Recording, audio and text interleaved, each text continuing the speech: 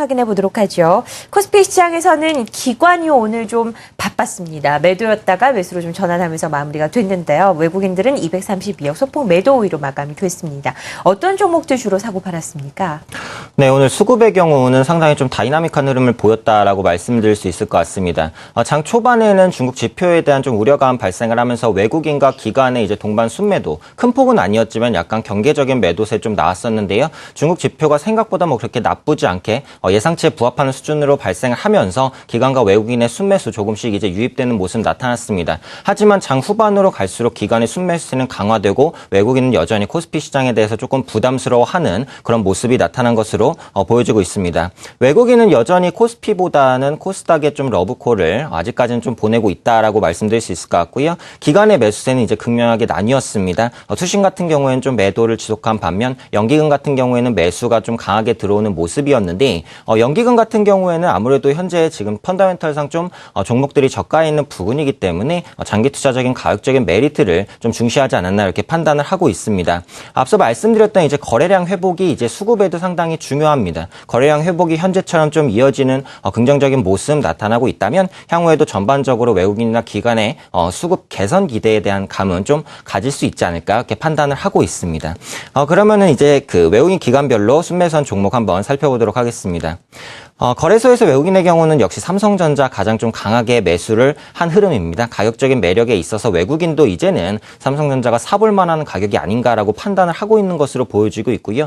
대우조선해양이 매수 상위권에 올라와 있습니다. 조선주 같은 경우에는 사실 실적 차별화가 조금 나타날 것으로 보여지고 있고 대우조선해양은 조선주 중에서도 또 가장 기대감이 강한 종목이기 때문에 개별적인 이제 이슈로 조선주 전반보다는 대우조선해양 개별적인 그 수급 좀 유입되는 모습이었고요. CJ 대한통운 같은 경우에는 아까 말씀드렸던 이제 택배 시장에 대한 개선 기대감 역시 작용을 했다라는 부분, 네이버 같은 경우 라인에 대한 기대감이 여전하다라는 부분, 아모레퍼시픽 같은 경우에는 방문 판매에 대한 부진이 좀 많이 이슈가 됐었습니다만 최근에 있어서는 방판 판매가 더 이상 악화되는 모습은 아니기 때문에 현 수준에서는 좀 실적 회복하지 않을까라는 기대감이 있었고요. SK하이닉스 역시 모바일 디램에 대한 기대감, 그리고 GS건설, 건설주가 또 매수 상위권에 좀 랭크가 되어 있는 모습인데 실적에 대한 우려가 전반적으로 반영이 되어 있고 최근에 있어서 건설주는 해외 수주 다변화되는 모습, 국내 주택 시장이 회복되는 모습 역시 전반적으로 좀 긍정적이지 않을까 이렇게 판단을 하고 있습니다. 롯데케미칼 아까 말씀드렸듯이 4분기 실적 개선 있고요.